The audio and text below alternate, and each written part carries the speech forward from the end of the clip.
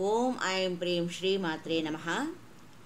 లలిత త్రిశతిలోని కరుణామృత సాగర అనే నామావళిలోని కరుణామృత సాగరంలోకి మనము ప్రవేశించి అమ్మ యొక్క కరుణను ఎలా పొందవచ్చు అనే ఉదాహరణలో త్రిమూర్తులు అగస్త్యుల ఋషుల యొక్క సన్నివేశాన్ని మనము తెలుసుకున్నాము. ఇప్పుడు అహంకారము అంటే ఏమిటి, దాని యొక్క పర్యవసానం ఎలా ఉంటుంది, అహంకారం ఎన్ని రకాలు, వాటి గురించి తెలుసుకుందాం.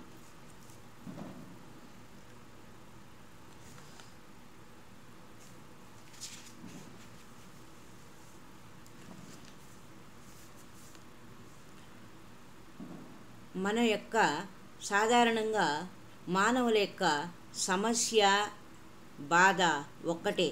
దానికి కారణం ఏమిటి? అహంకారము.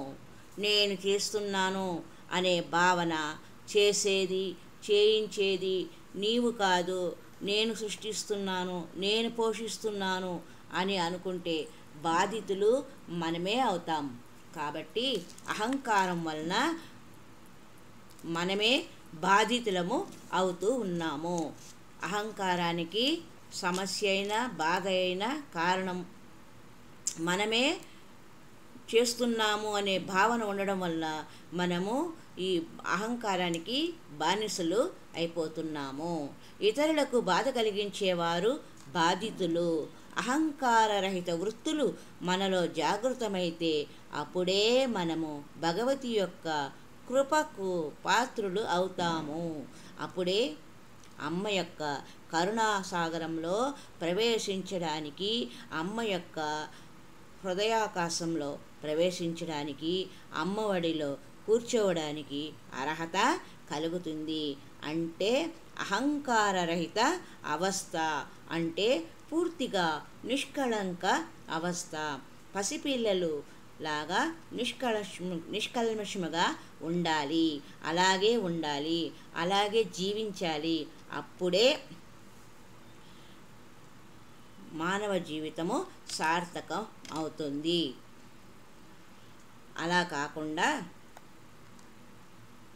డబ్బులు ఉన్నాయని, అధికారం ఉన్నదని అహంకారము చూపిస్తే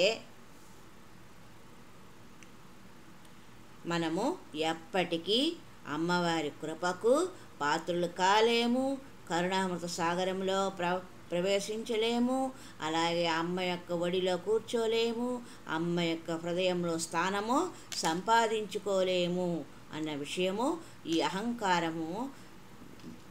అహంకారము ఉండకూడదు అనే విషయము తెలియజేస్తూ ఉన్నది.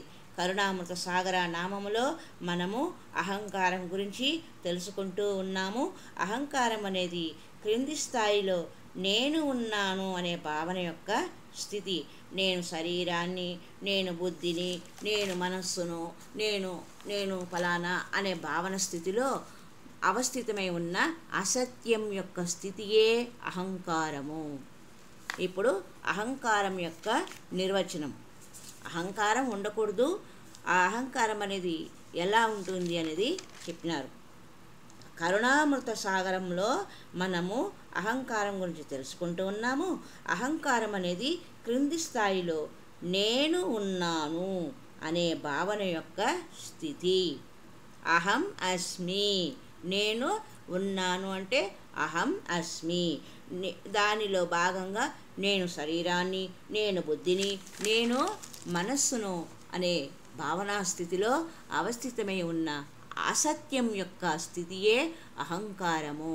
భిన్న ప్రకారములైన అహంకారము, ధనమున్నదని అహంకారము, సుఖముగా ఉన్నానని అహంకారము, అధికారం ఉన్నదని అహంకారము, ఆశాతృష్ణులతో నిండిన జీవనమును మనము సత్యముగా భావించి అసత్యమును సత్యముగా అర్థం చేసుకునే స్థితిలో ఉన్న జీవితము కలుషితమైపోయింది, కళంకితము అయింది. ఆ అహంకారముని మనము త్యాగం చేయాలి. అహంకార త్యాగమే పరమాత్మ యొక్క ప్రాప్తికి గల మార్గము. నేను అనే భావాన్ని మనము క్రింది స్థాయిలో ఉన్న భావాలనంతా తుడిచిపెట్టుకున్నప్పుడు మనకు అహంకారం యొక్క నిజమైన స్థాయి ఏమిటో తెలుసుకునే అవకాశం కలుగుతుంది. పరమాత్మ ప్రాప్తికి మార్గము ఏర్పరచుకున్న వాళ్ళము అవుతాము అని తెలియచూ ఉన్నది. అహంకారం యొక్క త్యాగము ఎలా వస్తుంది? ఈ విషయాన్ని మరి యొక్క సంచికలో ఉదాహరణపూర్వకంగా తెలుసుకుందాము. హరి ఓం తత్సత్.